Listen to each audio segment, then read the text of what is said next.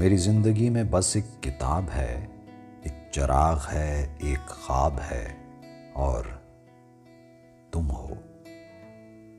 یہ کتاب و خواب کے درمیان جو منزلیں ہیں، میں چاہتا تھا تمہارے ساتھ بسر کروں۔ یہی کل اثاثہ زندگی ہے، اسی کو زیادہ سفر کروں۔ کسی اور سمت نظر کروں تو میری دعا میں اثر نہ ہو۔ میرے دل کے جادہ خوش خبر پہ بجز تمہارے کبھی کسی کا گزر نہ ہو، مگر اس طرح کہ تمہیں بھی اس کی خبر نہ ہو۔